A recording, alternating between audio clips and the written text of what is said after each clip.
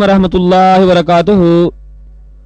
خطاب فرما رہے ہیں فضیلت الشیخ محترم جناب مولانا محمد درجیس انصاری صاحب انڈیا والے، بمقام عبداللہ کالج نارتھ ناظم آباد کراچی، مورخہ 29 جنوری سن 2008۔ موضوع ہے توحید کی للکار۔ یاد رکھیے اسلامی کیسٹوں کا مرکز سلفی کیسٹ سینٹر، منظور کالونی، گجر چوک، کراچی۔ اذا سألت فاسأل اللہ واذا استعنت فاستعن باللہ۔ رب اشرح لی صدری ویسر لی امری واحلل عقدۃ من لسانی یفقہوا قولی۔ رب زدنی علما، اللہم رب زدنی علما، آمین۔ ہر قسم کی تعریف و توصیف، کبریائی و بڑائی اللہ رب العالمین کے لیے لائق و سزاوار ہے، جو رب العالمین ہے، اور وہی اللہ جو اس ورلڈ کا ماسٹر ہے، جو کریٹر آف یونیورس، اس کائنات کا خالق ہے، اور اس دنیا کے نظام کو چلانے والا، بہترین طریقے پر اور ایک اندازے کے مطابق ہر چیز کو چلانے پر قادر ہے، وعلی کل شیء قدیر ہے۔ اور اسی ذات سے ہم یہ دعا کرتے ہیں کہ الہ العالمین تو روئے زمین پر جتنے درخت ہیں ان کی پتیوں کی تعداد سے زیادہ، روئے زمین پر جتنا سمندر ہے اس کے پانی کے قطرات سے زیادہ، آسمان پر جتنے ستارے ہیں ان کی تعداد سے زیادہ درود و سلام کے بے شمار پھول نشاور فرما احمد مصطفیٰ سرور کائنات، محسن انسانیت، مکہ اور مدینہ کی گلیوں کے سردار، رحمت للعالمین جناب محمد رسول اللہ صلی اللہ علیہ وسلم پر۔ اللہم صلی وسلم وبارک علیہ۔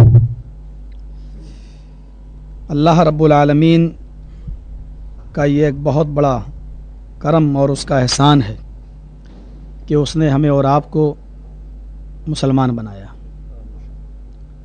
امت محمدیہ میں پیدا کیا، نبی آخر الزماں جناب محمد الرسول اللہ صلی اللہ علیہ وسلم کا امتی ہونے کا شرف بخشا، اور اس نے توحید جیسی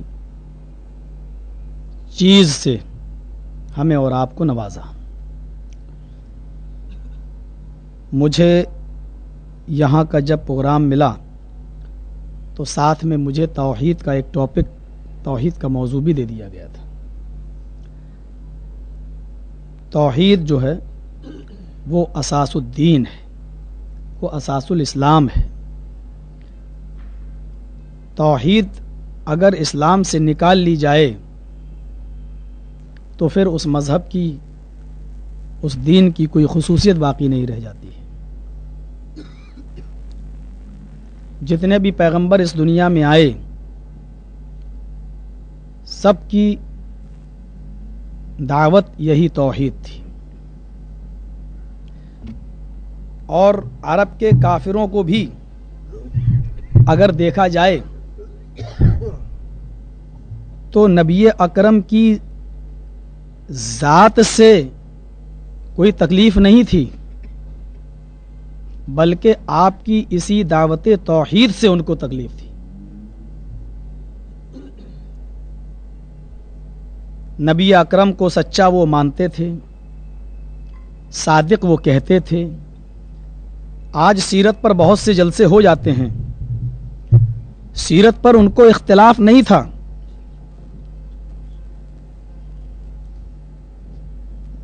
جب ان سے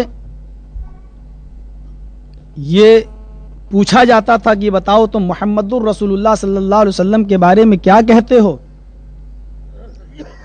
تو وہ اس بات پر متفق تھے کہ کائنات نے محمد الرسول اللہ سے بڑا کوئی سچا انسان پیدا نہیں کیا۔ سیرت پر کسی کو کوئی اختلاف نہیں تھا، جب اللہ کے نبی کوہ صفا پر چڑھے، صفا پہاڑی پر، اور آپ نے لوگوں کو جمع کیا، اس پہاڑی پر جب کوئی شخص چڑھتا تھا تو یہ اس بات کی دلیل ہوا کرتی تھی کہ کوئی اہم خبر وہاں سے جاری ہونے والی ہے، تمام لوگ اکٹھا ہو جایا کرتے تھے۔ نبی اکرم صلی اللہ علیہ وسلم نے وہاں لا الہ الا اللہ کی دعوت بعد میں دی، پہلے آپ نے لوگوں سے اپنے بارے میں معلوم کیا کہ پہلے یہ بتاؤ کہ تم نے میری 40 سالہ زندگی کو جو اب تک دیکھا ہے، اس 40 سالہ زندگی کے بارے میں تم کیا کہتے ہو؟ میں تمہارے ساتھ اٹھا، میں تمہارے ساتھ بیٹھا، میں تمہارے ساتھ کھایا، میں تمہارے ساتھ پیا، میں تمہارے ساتھ رہا، تم نے مجھے کیسا پایا؟ تو ان تمام لوگوں نے بیک زبان یہ کہا تھا، قالوا ما جربنا الا صدقا یا رسول یا محمد۔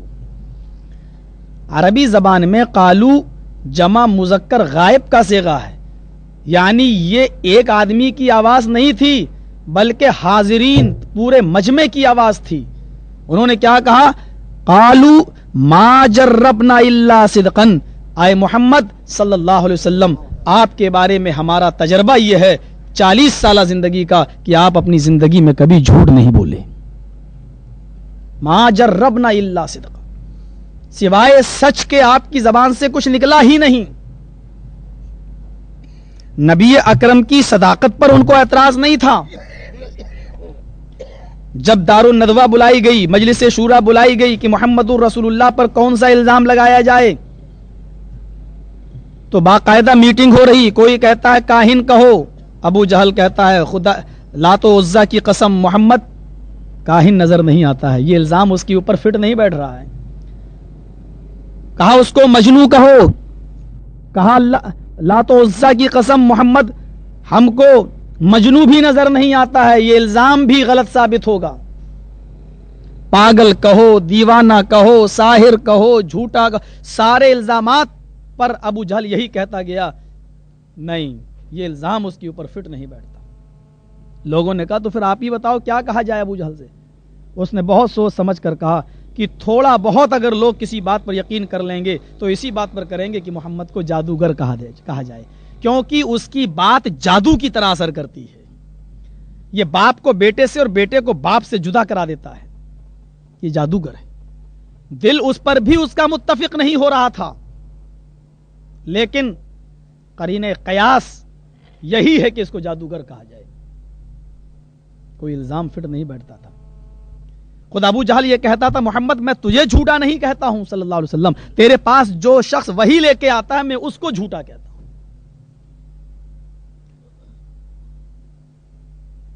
اتفاق رسول کی سیرت سے سب کو تھا، محبت سب کو تھی رسول سے، حتیٰ کہ وہ اپنا فیصلہ حجر اسود کہاں رکھا جائے انہوں نے نبی اکرم کو فیصل مانا، اور آپ نے کہا صبح سویرے جو سب سے پہلے یہاں آ جائے وہی حجر اسود کو اٹھا کے رکھے گا، اور خود نبی اکرم صلی اللہ علیہ وسلم سب سے پہلے پہنچ جاتے ہیں، اور انہوں نے کہا قد جاء الامین، قد جاء الامین، امین آ گیا، امین آ گیا، امین آ گیا، آپ جو فیصلہ کریں گے مجھے منظور ہے۔ آپ نے کہا ایک چادر بچھاؤ، چادر پہ حجر اسود کو رکھا اور 4 بڑے بڑے قبیلوں کے سرداروں سے کہا ایک ایک کونا پکڑ لو، سب نے اٹھایا، آپ نے اٹھا کر اس کو اپنی جگہ پر نصب کر دیا، یہ آپ کا فیصلہ تھا۔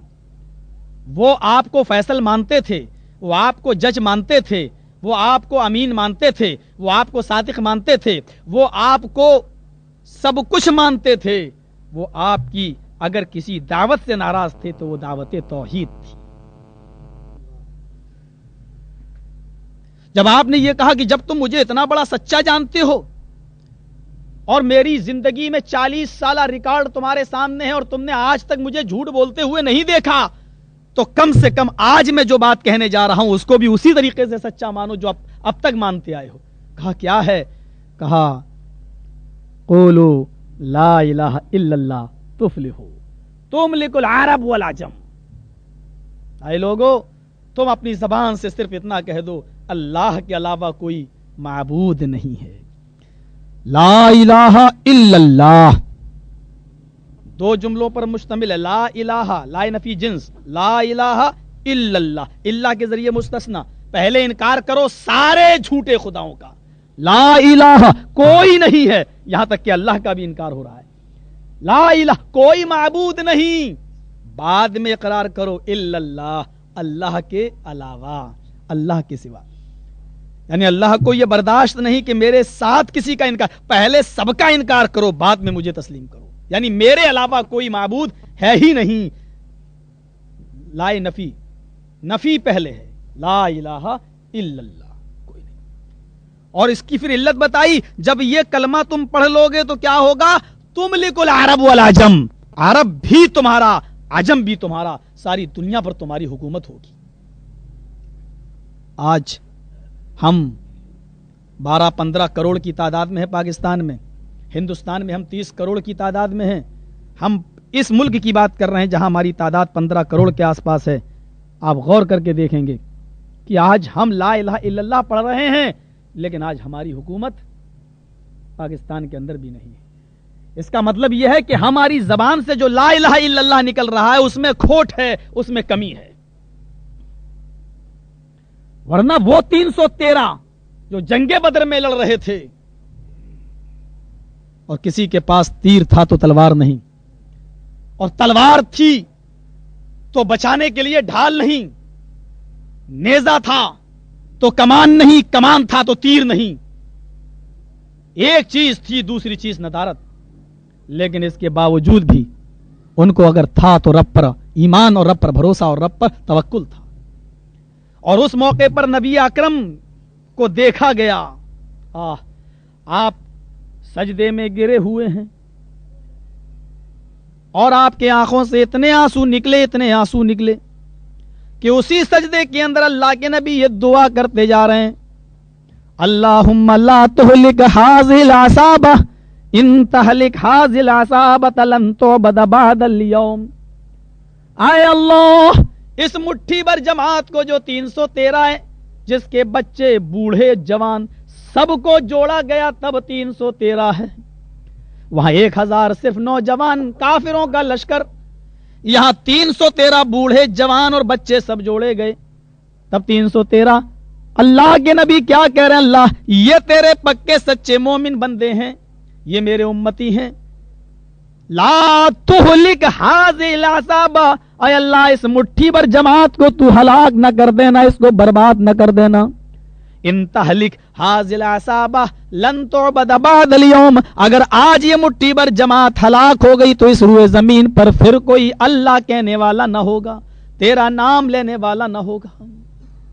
کیا کہا تھا، آج یہ 313 پکے سچے مسلمان بندے ہیں تیرے، میرے امتی ہیں، اگر آج یہ مٹ گئے تو اس روئے زمین پر تیرا کوئی نام لینے والا نہیں ہوگا۔ کیا ہم یہ کہہ سکتے ہیں اللہ سے دعا کرتے ہوئے کہ اللہ ہم پاکستان میں 15-20 کروڑ کی تعداد میں تیرے پکے سچے بندے ہیں، تیرے رسول کی شریعت پہ چلنے والے اور تیری توحید پر مرنے بٹنے والے، اگر ہم مٹ گئے تو اس پاکستان میں کبھی اللہ کہنے والا نہیں ہوگا، ہماری زبان اس لائق ہے جو یہ کہہ سکے۔ حضرت ابو بکر آتے ہیں اور اللہ کے نبی صلی اللہ علیہ وسلم کے کاندھے پر ہاتھ رکھتے ہیں، نبی سجدے سے سر اٹھاتے ہیں، پیچھے مڑ کے دیکھا تو حضرت ابو بکر کھڑے ہیں۔ ابو بکر کہتے ہیں میں نے کونین کے تاجدار کی نگاہ میں، اللہ کے نبی کی آنکھوں میں اتنے آنسو اس دن دیکھے، اتنا روتے ہوئے میں نے دیکھا کہ پوری زندگی میں نے کبھی نبی کو اتنا روتے ہوئے نہیں دیکھا۔ درس توحید ہے، نازک موڑ ہے، 1000 سے زیادہ کفار کا لشکر ہے، 313 مجبور بے کس و بے بس مسلمان، تیر ہے تو تلوار نہیں، تلوار ہے تو ڈھال نہیں، ان کی حالت دیکھی، سجدے میں گر گئے اور پکارا تو کس کو پکارا؟ لوگ تو کہہ رہے ہیں کہ نبی اکرم مختار کل ہیں، ہمارے ہاں تو باقاعدہ کتابیں چھپی ہیں کہ خدا کے پرلے میں وحدت کے سوا رکھا ہی کیا ہے، مانگ لے لیں گے محمد سے جو لینا ہوگا، مانگ لیں گے محمد سے جو کچھ مانگنا ہوگا۔ تصور کیجئے کہ شعر کو دیکھیے آپ، اور نبی اکرم کی یہ دعا دیکھیے، اللہم لا تہلک ھذہ العصابہ ان تہلک ھذہ العصابہ لن تعبد بعد اليوم، الہ العالمین آج اگر یہ مٹھی بھر جماعت ہلاک ہو گئی، برباد ہو گئی تو اس روئے زمین پر کبھی کوئی تیرا نام لینے والا نہیں ہوگا، اللہ تو اس کو ہلاک نہ کرنا، لا تہلک ھذہ العصابہ، اہلک یہلک اہلاک باب افعال سے آئے تو ہلاک کرنا، اور ہلک یہلک باب ضربہ سے آئے تو ہلاک ہونا۔ ان تہلک ھذل عصابہ، اگر یہ ہلاک ہو گئی تو لن تعبدا، اور لن بھی جب فعل مضارع پہ داخل ہو تو تاکید کا معنی، پھر کبھی بھی تیری عبادت کرنے والا اس دنیا میں کوئی نہیں ہوگا۔ لا تعبد نہیں کہا کہ پھر تیری عبادت نہیں ہوگی، لن تعبد بعد اليوم، ہرگز تیری عبادت پھر نہیں ہو سکے گی روئے زمین پر کبھی۔ کس کو پکارا؟ قرآن آپ پڑھیے، عربی زبان میں یہ توحید کا جو لفظ آتا ہے اس کا یہ توحید مصدر ہے، انگلش میں سمجھیے جیرن، یہ توحید جو ہے وہ مصدر ہے، وحد یوحد توحید، جس کا عربی میں اردو میں ترجمہ ہوتا ہے ایک جاننا اور ایک تسلیم کرنا۔ اللہ کو اس کی عبادت میں، اللہ کو اس کی صفات میں، اللہ کو اس کے علم میں ایک جاننا، اس کی ربوبیت میں، اس کی الوہیت میں، اس کے اسماء و صفات میں ایک جاننا۔ ربوبیت پیدا کرتا اور پرورش کرنے والا وہ ہے، ٹھیک ہے، ایک باپ بھی اپنی اولاد کی پرورش کرتا ہے، لیکن ایک انسان اپنی اولاد کو پالتا ہے، 200 آدمی آ جائیں پوچھیے اس کے لیے کتنا مشکل ہو جاتا ہے۔ یہ باپ رب مجازی تو ہو سکتا ہے لیکن رب حقیقی نہیں ہو سکتا ہے، کیونکہ ساری کائنات کی مخلوق کو، حتیٰ کہ سمندر کے اندر بھی اگر کوئی مچھلی زندہ ہے تو اس کو بھی روزی پہنچانے والی ذات وہ اللہ کی ہے۔ اگر 7 زمینیں جو قرآن کے مطابق برحق ہیں، اس 7ویں زمین کے نیچے بھی کوئی مخلوق اگر زندہ ہے تو اس کو بھی روزی پہنچانے والی ذات اللہ ہے۔ تو اللہ کی صفت میں ہم کسی مخلوق کو شامل کرتے ہیں تو یہ شرک ہے۔ ہم یہ کہیں نہیں اللہ کے علاوہ کوئی اور بھی روزی پہنچاتا ہے، شرک ہے۔ اس کے علم میں کسی کو ہم شریک نہیں کر سکتے۔ ہاں ہمیں معلوم ہے آپ کا نام کیا ہے، آپ کے گھر کیا کاروبار ہوتا ہے، لیکن ہمیں یہ نہیں معلوم اس دیوار کے پیچھے کیا ہے، ہمیں یہ نہیں معلوم کہ اس پردے کے پیچھے کیا ہے۔ ہم اپنے علم سے رب کے علم کو ہم نہ جوڑیں۔ اللہ کا علم اتنا وسیع ہے، اتنا وسیع ہے کہ اس 7ویں زمین کے نیچے بھی کیا چیز پڑی ہوئی ہے وہ اس کو بھی جانتا ہے۔ اس سمندر میں کتنی مچھلیاں ہیں کلفٹن کے وہ اللہ کو معلوم ہے، اس درخت میں کتنے پتے ہیں وہ اللہ کو معلوم ہے۔ اور اس علم کے مقابلے میں ہم دوسرے کو لائیں کہ فلاں بابا کو بھی اتنا علم ہے، فلاں نبی کو بھی اتنا علم ہے، یہی شرک فی العلم ہو جاتا ہے، یعنی جو چیز اللہ کے مد مقابل ہم دوسرے کو لا رہے ہیں۔ صفات میں بھی ہم کسی کو شریک نہ کریں۔ صفات کا مطلب اللہ کی طرح کسی کو سننے اور جاننے والا۔ مثلا اللہ سنتا ہے، ہم بھی تو سنتے ہیں، لیکن 2 کلومیٹر پہ کیا آوازیں آ رہی ہیں ہم نہیں سن رہے ہیں، کراچی کے باہر لاہور میں کیا آوازیں آ رہی ہیں وہ ہم نہیں سن رہے ہیں۔ اللہ رب العالمین بیک وقت ساری کائنات کی، ساری مخلوقات کی آواز کو سنتا ہے۔ اللہ کے اس صفت میں ہم کسی بندے کو، کسی بزرگ کو، کسی پیر کو، کسی ولی کو، کسی نبی کو ہم شامل کریں تو یہ غلط ہو جائے گا۔ اللہ کے نبی صلی اللہ علیہ وسلم، بحقی کی روایت ہے، ایک جگہ پیشاب کرتے ہیں، استنجا کرتے ہیں، آپ نے کے پاس پانی نہیں تھا، پانی تھا، پانی سے استنجا کیا آپ نے، اور آپ نے استنجا کرنے کے بعد واپس آئے، صرف 20 قدم یا 25 قدم کے فاصلے پر ایک کنواں تھا۔ یعنی یہاں استنجا کیا، نرم زمین تھی، لاٹھی تھی آپ کے ہاتھ میں ہوتی تھی، آپ اس کو نرم کر دیتے تھے زمین کو، وہاں پیشاب کرتے، استنجا کیا، لوٹے، لیکن اس کنویں کے پاس آنے سے جو 25-30 قدم کے فاصلے پر تھا، وہاں لوٹ کر آنے سے پہلے جیسے ہی آپ نے استنجا کیا وہیں سے گھوم گئے اور پاک مٹی پر آپ نے ہاتھ مارا، پھونکا اور اس کو چہرے پہ پھیر کے، ہاتھوں پہ پھیر کے تیمم کر لیا، اور تیمم کرنے کے بعد پھر اس جگہ پہ آئے جہاں کنواں تھا، پانی تھا، وہاں پر آئے اور آپ نے وہیں پر آ کر وضو بنا لیا۔ صحابہ نے کہا اللہ کے رسول، آپ نے ہم کو تو یہ حکم دیا جب پانی نہ ملے تب تیمم کرو، اور یہاں پانی 25-30 قدم کے فاصلے پر تھا، آپ نے وہاں پیشاب کیا، استنجا سے فارغ ہوئے اور یہاں آپ چلے آئے، یہاں آ کر آپ وضو کر سکتے تھے، آپ نے وہاں تیمم کیوں کر لیا؟ فرمایا میرے دوست، محمد کو اتنا علم نہیں تھا کہ 30 قدم تک بھی میں زندہ رہ سکوں گا، صلی اللہ علیہ وسلم۔ بحقی کی روایت ہے، امام بحقی اپنی سنن میں نقل کرتے ہیں، فرماتے ہیں اللہ کے نبی فرماتے ہیں میرے دوست مجھے اتنا نہیں معلوم تھا کہ 30 قدم تک بھی میری زندگی وفا کرے گی، اگر مجھے اس بات کا علم ہوتا کہ میں یہاں تک آؤں گا اور میں زندہ رہوں گا تو میں تیمم نہ کرتا۔ سوچئے نبی اکرم کا معاملہ، اور ہم نے یہ حق دے دیا ہے ان کو جو نبی کے امتی ہیں کہ ان کو قیامت تک کی باتوں کا علم ہے۔ ہمارے بھائیوں کو تصور کرنا چاہیے کہ توحید کیا ہے۔ وحد یوحد، توحید کا معنی ہوتا ہے ایک جاننا، ہم نے اللہ کو ایک جانا اس معاملے میں، وَلَقَدْ بَعَثْنَا فِي كُلِّ أُمَّةٍ رَسُولًا، یہی آیت میں نے پڑھی تھی خطبہ مسنونہ کے بعد. وَلَقَدْ بَعَثْنَا فِي كُلِّ أُمَّةٍ رَسُولًا، ہم نے ہر امت کے اندر ایک رسول بھیجا. امت مانی گروہ، قوم، ہر قوم کے اندر ایک رسول بھیجا. اور وہ رسول اپنی قوم کو کیا دعوت لے کر گیا؟ ان اعبدوا اللہ، ایک اللہ کی عبادت کرنا، ایک اللہ کے آگے جھکنا. عبادت کا مفہوم بڑا وسیع ہے، بڑا وسیع. عبادت، ایک شخص پیار میں کوئی لقمہ اٹھاتا ہے اور کھانے کا لقمہ اپنی بیوی کے منہ میں ڈال دیتا ہے تو یہ بھی عبادت ہے، کیونکہ اس پر بھی ثواب ہے اور عبادت پر ہی ثواب ملتا ہے. اگر جائز طریقے سے کوئی شخص اپنی بیوی سے ہم بستر ہوتا ہے، دعا پڑھ کے جاتا ہے جو نبی اکرم نے سکھائی ہے، تو اس پر بھی اس کو ثواب ملتا ہے، کیونکہ یہ بھی نبی اکرم کی سنت ہے اور اس پر ثواب. صحابہ نے کہا اللہ کے رسول یہ تو ہم اپنے لذت کے لیے حاصل کرتے پھر بھی ثواب. فرمایا اگر اس کو کسی دوسری حرام جگہ پر اگر آپ یہ لذت حاصل کرتے تو کیا گناہ نہیں پڑتا؟ کہا ہاں. تو پھر جائز طریقے سے اگر تم اپنی بیوی سے ہم بستر ہو رہے ہو تو اللہ ثواب کیوں نہیں دے گا؟ اس پر بھی عبادت کا مفہوم یہی نہیں ہے کہ ہم مسجد کے کونے میں بیٹھ جائیں یا کسی مزار پہ چلے جائیں اور تسبیح اپنے ہاتھ میں لے لیں اور کہیں سبحان اللہ سبحان اللہ سبحان اللہ الحمدللہ الحمدللہ، بس یہی کرتے رہیں. لا رہبانیت فی الاسلام، اسلام کے اندر رہبانیت نہیں ہے. اپنی بیوی کے لیے کمانا عبادت ہے، اپنے بچوں کے لیے کمانا عبادت ہے، اپنے بیوی اور بچوں پر خرچ کرنا یہ بھی عبادت ہے. قرآن نے دیکھیے کتنے واضح الفاظ میں کہا فَإِذَا قُضِيَتِ الصَّلَاةُ فَإِذَا قُضِيَتِ الصَّلَاةُ فَانتَشِرُوا فِي الْأَرْضِ. جب جمعے کی اذان کے لیے بلایا جاتا ہے یا ایھا الذین آمنوا اذا نودی للصلاۃ من یوم الجمعہ فاسعوا الی ذکر اللہ وذروا البیع، خرید و فروخت کو چھوڑ دو. اور پھر آگے اللہ نے کہا فاذا قضیت الصلاۃ، جب نماز پڑھ لو، نماز سے فارغ ہو جاؤ تو اب مسجد میں بیٹھو مت، نماز پڑھ لی ختم ہو گئی، چلو نکلو. فانتشروا فی الارض، نکلو زمین سے. اب وہاں بیٹھنے کی ضرورت نہیں ہے تمہیں لا یعنی بات کرنے کی. نکلو، کیا کرو؟ وابتغوا من فضل اللہ، اللہ کا رزق تلاش کرو، روزی تلاش کرو. پتہ چلا عبادت کے ساتھ ساتھ روزی کمانا بھی عبادت ہے. ہم نے تو صاحب یہاں کیوں بیٹھے ہو؟ بس اللہ کی عبادت کر رہے ہیں. کھانا کہاں سے آئے گا شام کو؟ اللہ دے گا. یہ کچھ ایسے ہمارے احباب بن گئے ہیں بیچارے جو لوگوں کی اور گاؤں اور محلے والوں کی روٹیوں حرام ٹکڑوں پر پل رہے ہیں بیچارے.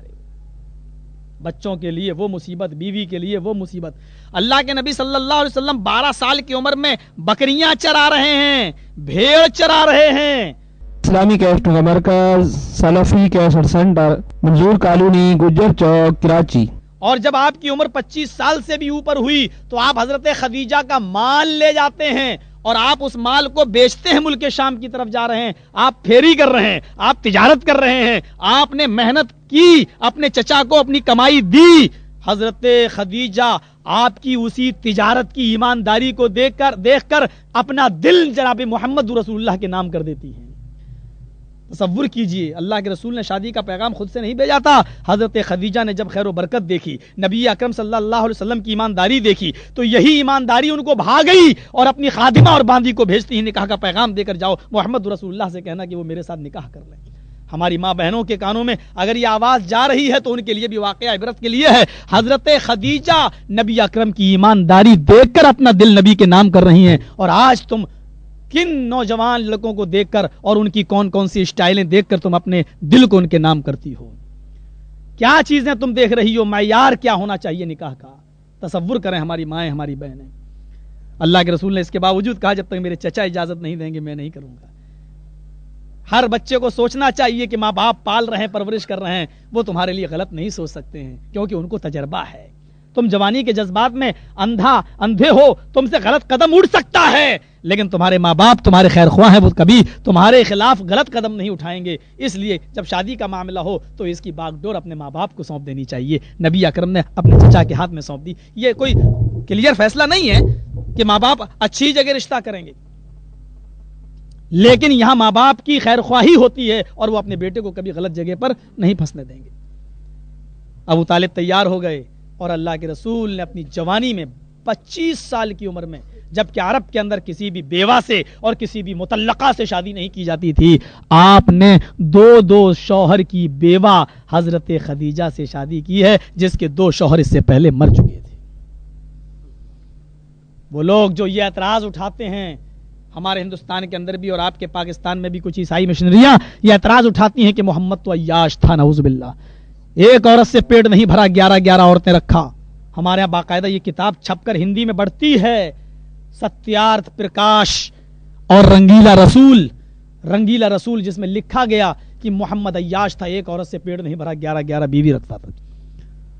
رنگیلا تھا وہ، رنگیل، عیاش تھا وہ، نعوذ باللہ. چھپتے ہوئے جملے ہیں.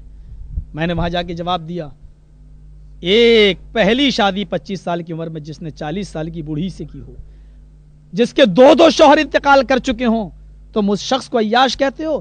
جس کی زندگی میں خدیجہ کے علاوہ جتنی بھی عورتیں آئی ہیں یا تو وہ بیوہ تھیں یا مطلقہ تھیں، اور خدیجہ جو بیوہ تھی سارے بچے آپ کے اسی سے پیدا ہوئے، کسی کنواری سے کوئی بچہ پیدا نہیں ہوا. عیاشی کی نیت سے آپ نے شادی نہیں کی تھی، نعوذ باللہ من ذالک. پڑھیں جا کے. آپ نے اس لیے بیوہ اور مطلقہ کو نکاح میں لیا تھا تاکہ بیواؤں کا کوئی نکاح نہیں کر رہا ہے بیواؤں کے ساتھ، اور مطلقہ کے ساتھ کوئی شادی نہیں کر رہا ہے. میں آئیڈیل بن کے آیا ہوں، میں نمونہ بن کے آیا ہوں. اگر ان بیواؤں کا گھر میں نہیں بساؤں گا اور میں ان کے لیے آئیڈیل نہیں بنوں گا تو میرے بعد آنے والی نسل ان کو کیسے اپنائے گی؟ اس لیے نبی اکرم صلی اللہ علیہ وسلم نے ان کو سب سے پہلے خود اپنے نکاح میں لیا ہے تاکہ آئندہ آنے والی نسل بیواؤں کو بھی گھر بسانے کا حق دے، مطلقہ کو بھی گھر بسانے کا حق دے. وہ اپنی بھری جوانی کہیں طوائفوں کے چکلوں پر نہیں لٹائیں، بلکہ جائز طریقے سے وہ نکاح کریں. کہیں وہ بیئر بار میں ڈانس نہ کریں، کلبوں میں ناچے نہیں، بلکہ ان کو جائز طریقے سے اپنی خواہشات پورے کرنے کا حق دیا ہے اسلام نے. فطری مذہب اسلام یہ رہبانیت کو جائز قرار نہیں دیتا ہے. ہمارے علاقے میں آپ آئیے، جینی لوگ ننگے گھومتے ہیں، ننگے، اور کتنی عورتوں کو انہوں نے مندروں میں پکڑا ہے، اس لیے کہ جو رہبانیت اختیار کیے وہ خواہش نہیں لے جا پائیں گے جو قدرت نے پیدا کی ہے.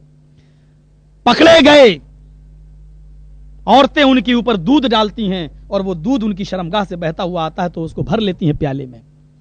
وہ کہتے ہیں ننگے، ہم پیدا ہوا تھا انسان تو ننگا تھا، فطری طریقے کو ہم نہیں بدلیں گے، ہم ننگے ہی رہیں گے. اور انہی کو وہ اپنا قوم کا بزرگ سمجھتے ہیں جینیوں میں، مہاویر جی کی پوری قوم. اور وہ آج بھی وہ ننگے بابا پھرتے ہیں اور بالکل سڑکوں پر، روڈ پر چلتے ہیں اور عورتیں ان کے پیچھے پیچھے چلتی ہیں اور اوپر سے دودھ ڈالتی ہیں سر پر اور کٹورا لے کر پہلے ہی سے کھڑی ہو جاتی ہیں. وہ دودھ جب سر سے بہتے ہوئے شرمگاہ کے پاس سے ٹپکتا ہے، اس کو کٹورے میں بھر کر وہ دودھ پیتی ہیں تاکہ اس سے بچہ نیک پیدا ہوگا. یہ عقیدہ ہے.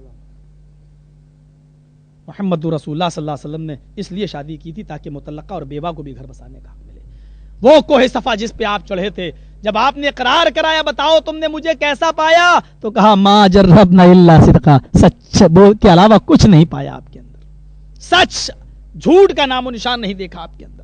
تو بتاؤ اگر میں تم سے یہ کہوں کہ اس وادی کے پیچھے ایک لشکر چھپا ہوا ہے، جو میں ابھی بتا دیتا ہوں کہ وہ بالکل نہیں ہے. اس وادی کے اندر کوئی لشکر آ بھی نہیں سکتا کیونکہ چاروں طرف سے کانٹوں سے گھری ہوئی ہے، کوئی لشکر چھپ نہیں سکتا. لیکن اگر محمد تم سے یہ کہے کہ اس وادی کے پیچھے ایک لشکر چھپا ہے تو تم میری بات کو مانو گے یا نہیں؟ انداز دیکھیے سمجھانے کا. نبی اکرم سے بڑا کوئی مقرر و خطیب پیدا نہیں ہوا ہے. کیا کہا؟ اگر میں یہ کہوں کہ اس وادی کے پیچھے ایک لشکر چھپا ہے، حالانکہ چھپ نہیں سکتا کیونکہ کانٹوں سے گھری ہے، جس کو میں دیکھ رہا ہوں تم نہیں دیکھ رہے ہو.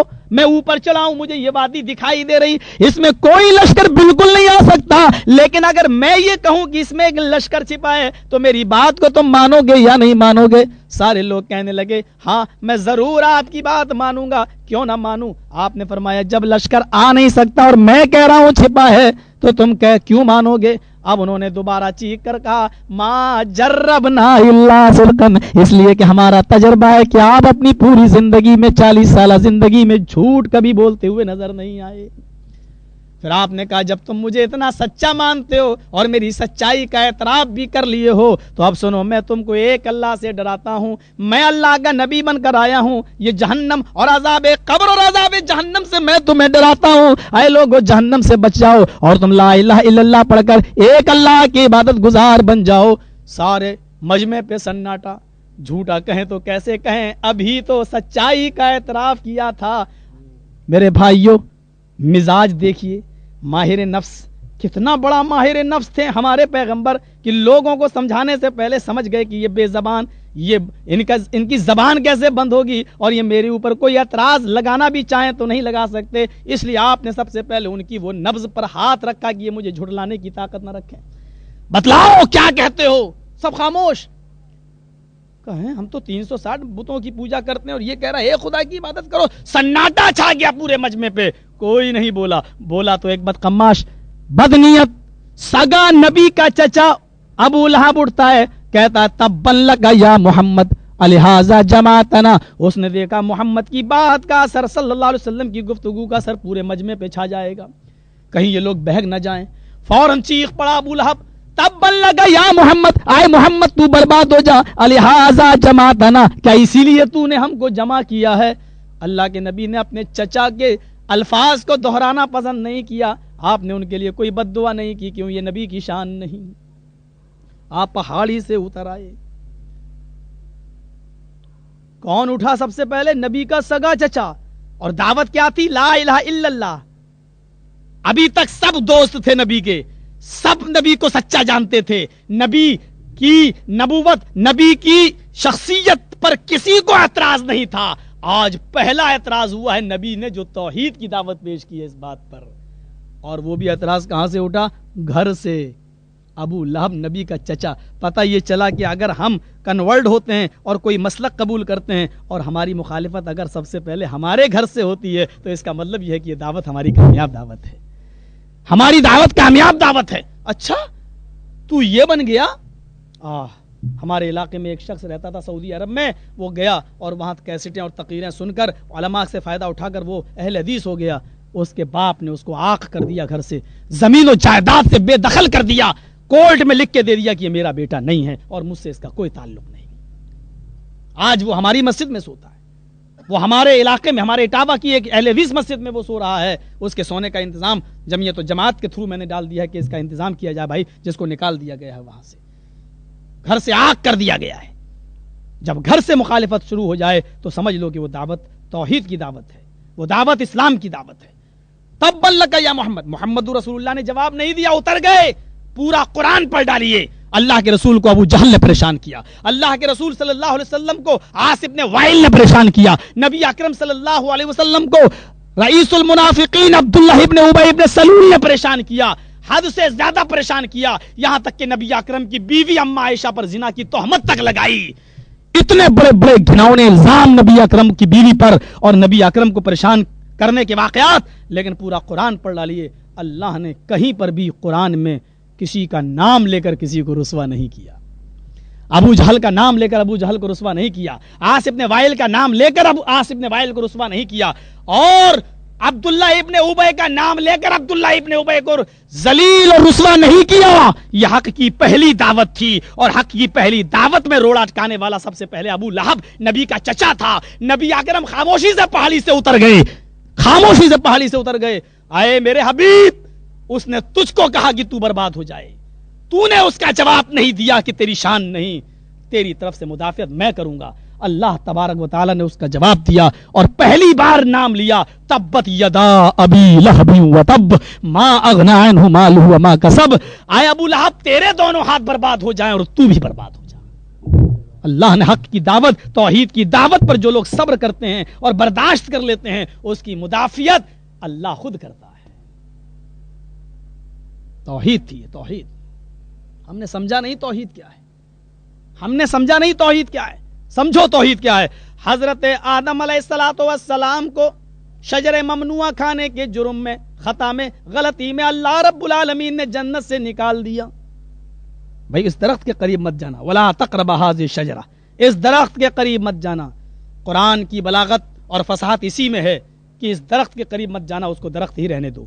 بہت سے لوگوں نے اس میں نمک مرچ اور مسالہ لگایا, وہ مرچ کا تھا, وہ گندم کا تھا, وہ اس کا تھا. میرے بھائیوں, جب قرآن ہمیں اس کی تشریح نہیں کر رہا ہے, نبی اکرم نے ہمیں اس کے بارے میں نہیں بتایا, تو قرآن کی ہر بات کے پیچھے پڑھنا یہ ہماری ضرورت تو نہیں ہے کہ ہم اس کے پیچھے پڑھیں. الف لام میم اللہ نے نہیں بتایا اس کا معنی, محمد رسول اللہ نے نہیں بتایا اس کا معنی. قرآن کی بلاغت اور فصاحت اسی میں ہے کہ اس کو اسی انداز میں رہنے دو. کیوں اس کے پیچھے پڑھتے ہو جو اللہ اور اس کے رسول نے نہیں بتایا؟ ولا تقربوا هذه الشجرہ, اس درخت کے قریب مت جانا. پتہ نہیں جس چیز کا بھی درخت ہو, لیکن ایک درخت سے روکا تھا, اور یہ آدم کی فطرت ہے, یہ انسان کی فطرت ہے, اس کو جس کام سے روکا جائے وہ کام وہ اتنا ہی زیادہ کرتا ہے. کسی سے کہو اے فلاں کی تقریر میں مت جانا, اچھا دیکھوں آخر کیا بات ہے, کیوں روکا جا رہا ہے مجھے, اب تو میں ضرور جاؤں گا. یہ ہوتا ہے جس کام سے انسان کو جتنا روکو وہ وہی کام کرتا ہے. بس آدم بھی انسان تھے اور انسانی فطرت ان کے اندر بھی تھی, جن کو روکا گیا تھا شیطان کے بہکاوے میں آ کر وہ بھی اس شجر ممنوعہ کھا لیتے ہیں. جنتی لباس اتر جاتا ہے اور پھینک دیے جاتے ہیں, زمین پر اتار دیے جاتے ہیں. ہوا ایک طرف, آدم ایک طرف. حضرت آدم علیہ السلام نے کیا دعا کی, ذرا اس دعا کے الفاظ پر غور کیجئے. ہمارے بھائی کہتے ہیں نہیں وہ عرش پہ دیکھا تھا لکھا ہوا لا الہ الا اللہ محمد رسول اللہ, تو کہا تھا کہ اللہ میں محمد رسول اللہ کے صدقے میں اور وسیلے میں دعا کر رہا ہوں کہ میری توبہ کر لے. لیکن قرآن کھنڈن کر رہا ہے اس عقیدے کا. قرآن کہہ رہا آدم نے کیا دعا کی تھی, ربنا ظلمنا انفسنا وَإِن لَّمْ تَغْفِرْ لَنَا وَتَرْحَمْنَا لَنَكُونَنَّ مِنَ الْخَاسِرِينَ. ربنا ظلمنا انفسنا وَإِن لَّمْ تَغْفِرْ لَنَا وَتَرْحَمْنَا.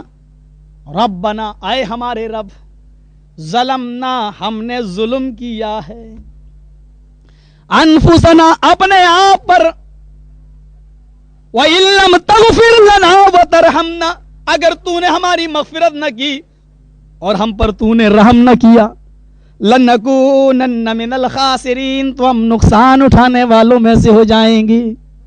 آدم اپنے آپ کو نہیں بچا پا رہے ہیں, دعا کر رہے ہیں تو رب سے. قرآن کے اندر جتنے نبیوں کا تذکرہ کیا گیا, ایک پوائنٹ نوٹ کر لو, باریک بات ہے, نوٹ کر لو. قرآن میں جتنے نبیوں کا تذکرہ کیا ہے اللہ نے, ان تمام نبیوں کا ذکر کرتے ہوئے اللہ نے ان کی پریشانیوں کا تذکرہ بھی کر دیا. آدم کا ذکر کیا تو ان کو جنت سے نکلنے کا تذکرہ بھی کر دیا. اگر نوح کا تذکرہ کیا تو نوح کے سامنے نوح کا بیٹا ڈوب کر مر گیا پانی میں اور نوح اپنے بیٹے کو نہیں بچا سکے, یہ تذکرہ بھی کر دیا. اگر یونس کا ذکر کیا ہے تو مچھلی کے پیٹ میں جانے کا تذکرہ بھی کر دیا ہے. اگر ایوب کا واقعہ بیان کیا ہے تو ان کی بیماری کا تذکرہ بھی کر دیا ہے. اگر یعقوب کا تذکرہ کیا ہے تو دعا, اپنے بیٹے کی جدائی کی دعا مانگنے کا تذکرہ بھی کیا ہے کہ وہ اپنے بیٹے کی دعا میں اتنا رویا اتنا رویا اتنا رویا کہ اس کی آنکھوں کی روشنی تک چلی گئی. اگر یوسف کا تذکرہ کیا تو یوسف کی کمزوری بتا دی, کتنے کمزور تھے کہ بھائیوں ہی نے ان کو کنویں میں پھینک دیا, اور وہ اتنا کمزور تھا کہ جب بادشاہ مصر کی بیوی نے ان کے کرتے کو پکڑ کے قمیص کو کھینچا اور وہ بادشاہ مصر کی بیوی کے اوپر گرے, سامنے بادشاہ کھڑا ہے, بیوی نے الزام لگایا کہ آپ کی بیوی پر اگر کوئی غلط نظر ڈالے تو اس کا انتقام اور اس کا بدلہ, اس کی سزا کیا ہونی چاہیے سوائے جیل کھانے کے, اور یوسف کو جیل میں ڈال دیا گیا. لیکن یوسف اپنے آپ کو جیل سے نہیں بچا سکا. ابراہیم کا اگر تذکرہ کیا ہے اللہ نے تو نمرود کی آگ میں ڈالنے کا تذکرہ بھی کر دیا. آپ قرآن پڑھیے اور عبرت حاصل کریے کہ جب اتنے بڑے بڑے نبیوں پر مصیبتیں آئیں, پیغمبروں پر مصیبتیں آئیں, جب یہ پیغمبر یہ نبی اپنی مصیبت خود دور نہیں کر سکے ہیں تو دوسروں کی مصیبتیں کون دور کر سکتا ہے. تذکرہ کرو. اسی لیے کہتے ہیں قرآن مت پڑھو, قرآن کو سمجھنا تمہارے بس کی بات نہیں ہے, اس کو سیکھنے کے لیے 18 علم چاہیے. ہمارے یہاں باقاعدہ مبارک پور اعظم گڑھ کا ایک قصبہ ہے, وہاں ایک جامعہ اشرفیہ بہت بڑی یونیورسٹی ہے ہمارے ان لوگوں کی جن کو لوگ اعلیٰ حضرت کی قوم سے جوڑتے ہیں. بہت بڑی یونیورسٹی ہے, یہاں سے فتویٰ نکلا ہے. کیا فتویٰ نکلا ہے؟ آپ تعجب کریں گے فتویٰ کہ جو قرآن پڑھنا نہ جانتا ہو اس کو سیکھنے کی ضرورت نہیں ہے, انگلی چلاتا رہے ثواب ملتا رہے گا. کیوں؟ قرآن پڑھیں گے تو لوگ پوچھیں گے یونس مچھلی کے پیٹ میں ہیں, آدم جنت سے باہر ہیں, ابراہیم رب کو پکار رہے ہیں, ایوب رب کو پکار رہے ہیں, تو پھر جب یہ نبی اپنی مصیبت خود دور نہیں کر پائے تو ہماری مصیبت کو یہ بزرگ, یہ بابا, یہ پیر ولی کیسے دور کریں گے؟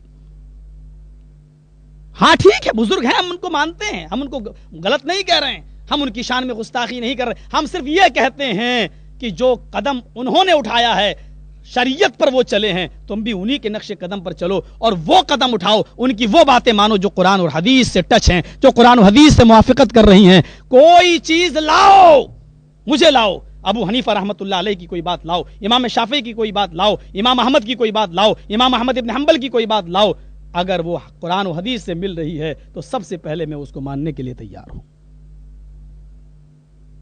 سب سے پہلے میں اس کو ماننے کے لیے تیار ہوں. ورنہ تم فیصلہ کرو. تم کہتے ہو کہ ہمارے بزرگوں نے کوئی قدم قرآن و حدیث کے خلاف نہیں اٹھایا, ہم تو وہی وہ انہوں نے کیا قرآن و حدیث کے خلاف کوئی بات کہی ہے؟ میں تم سے ایک مسئلہ پوچھتا ہوں، بتاؤ یہ قرآن و حدیث کا کون سا مسئلہ ہے؟ آج اس کو ہمارے بھائی کیوں نہیں مانتے؟ سب فیصلہ کر کے بتائیں۔ حضرت ابو بکر صدیق کا جب انتقال ہوا تو ان کو غسل کس نے دیا؟ جاؤ فیصلہ تم پہ ٹھہرا۔ ابو بکر صدیق کا جب انتقال ہوا تو ان کو غسل کس نے دیا؟ چلو یہ بتا دو کہ حضرت فاطمہ کا انتقال ہوا تو ان کو غسل کس نے دیا؟